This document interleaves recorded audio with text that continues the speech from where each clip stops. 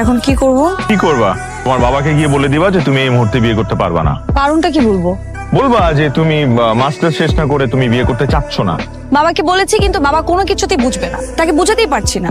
তার কথা হচ্ছে ছেলেপক্ষ নাকি বিয়ের পরও আমাকে পড়াতে চায়। আমি নিজে গিয়ে তোমার বাবার সাথে কথা বলবো, তাকে রাজি করাবো।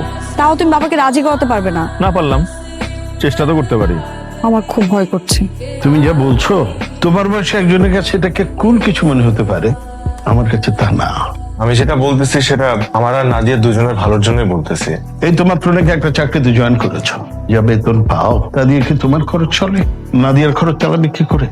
বিয়ের পরে যখন দেখবে 7 দিনের মধ্যে টাকা সব খরচ হয়ে গেছে, এসব ফ্যান্টাসি উড়ে যাবে। আঙ্কেল আপনাকে ধন্যবাদ যে আপনি আমার সাথে দেখা করতে রাজি হয়েছেন। আঙ্কেল আমি একটা কথা আপনাকে বুকে হাত দিয়ে বলতে পারবো যে আমি আপনার মেয়েকে ভালো রাখবো, সুখে রাখবো। জীবন কতটা কঠিন তা তুমি জানো না।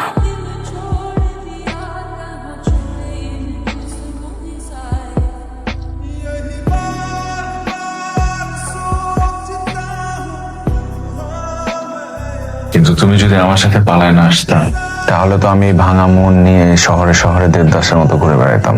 কি আমার দেবদাস রে, এখন তো খুব মিষ্টি মিষ্টি কথা বলছো, পরে সবকিছু মনে থাকবে তো? অবশ্যই মনে থাকবে। আমি তোমার হাত ছুঁয়ে কথা দিচ্ছি, আমি বেঁচে থাকতে তোমাকে কখনো কষ্ট পেতে দিব না।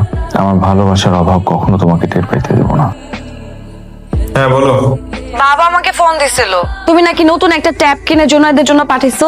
পাঠাইছি তো, কেন কি হয়েছে? কি হয়েছে মানে? তুমি টাকা কোথায় পাইছো ট্যাব কেনার? আরে টাকা সামিউল দিছে। আমি জানতাম এটা সামিউল ভাইয়েরই কাজ হবে। তোমার বন্ধু ভাগ্য দেখলে যে কারো হিংসা হবে। কিন্তু একটা দুঃসংবাদ আছে। দুঃসংবাদ? হ্যাঁ, ভাইয়া তো মহা বিপদে পড়ছে। ওই যে চায়না থেকে কি নাকি ইম্পোর্ট করতে চাইছিল, এজন্য তো বাড়ি মর্গেজ লাগছিল। তারপর তো সব প্রোডাক্ট এই কাস্টমসে নাকি আটকায় রাখছে, কন্টেনার নাকি কিচ্ছু বের করতে পারতেছে না। বাবা তো পুরা ভেঙে পড়ছে। আমি শুনলাম ভাইয়ার নামে নাকি তারা মামলাও করতে পারে। মামা মামা, কি হয়েছে মামা? কি হয়েছে বিউল?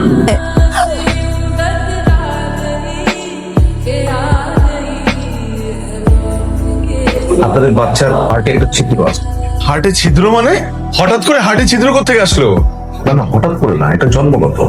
এটা কি বলতেছেন আপনি? এতটুকু ছোট বাচ্চার ওপেন হার্ট কি করে হয়? আপনি প্লিজ আমার মেয়ের অপারেশনের ব্যবস্থা করে রাখতে। টাকার বিষয় বলবা? কিভাবে জোগাড় করবা তাই তো? সামিউল ভাই, তার কাছে যাইতে হবে, তার কাছে চাইতে হবে। না আমি তুমি কি চাইতে পারবা না তাই তো? লজ্জা লাগবে তোমার কাছে চাইতে, তাই না? তোমার যদি এতই লজ্জা লাগে, এতই যদি তুমি কিছু করতে না পারো, আমি দরকার তার সাথে কথা বলবো। আমি যাচ্ছি।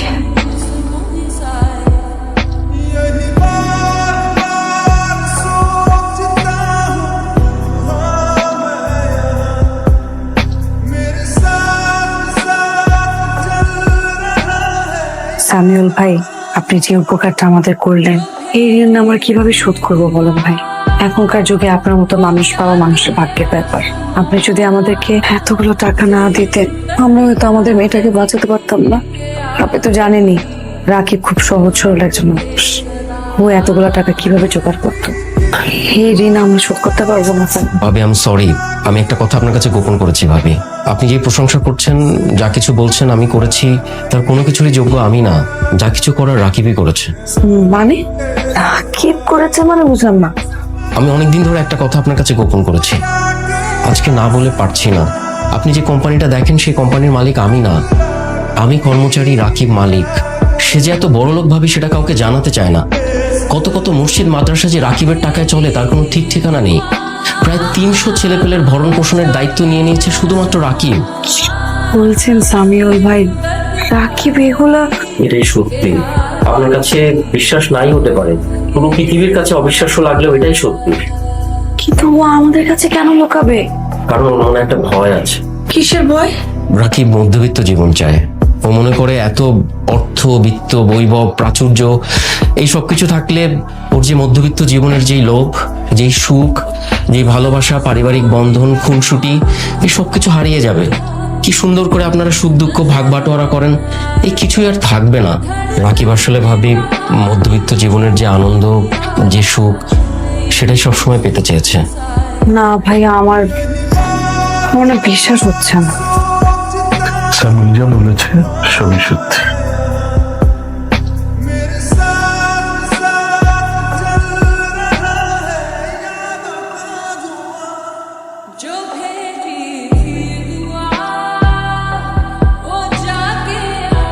একটা কথা বলি, হুম। আমাদের পিওর মতো তো এমন অনেক বাচ্চারা আছে যাদের এরকম রোগ হয়, তাই না? হ্যাঁ হয়। তাদের মধ্যে তেমন অনেক গরিব মানুষও আছে যারা টাকার অভাবে তাদের সন্তানের চিকিৎসা করাতে পারে না। হ্যাঁ, এমন অনেক মানুষ আছে, এমন অনেক বাচ্চা আছে। আচ্ছা শোনো না, আমরা তো আলহামদুলিল্লাহ খুব ভালো আছি, আমাদের তো আর এত কিছু দরকারও নেই। তুমি তোমার ফাউন্ডেশন থেকে একটা হসপিটাল দাও না, যেখানে গরিব মানুষেরা ফ্রিতে চিকিৎসা করাতে পারবে, টাকার অভাবে কারো সন্তানকে হারাতে হবে না।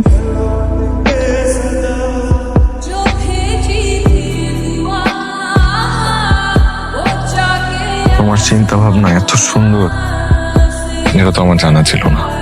আমি সত্যি ভাগ্যবান তোমার মতো একটা মানুষকে আমার জীবন সঙ্গী হিসেবে পেয়ে।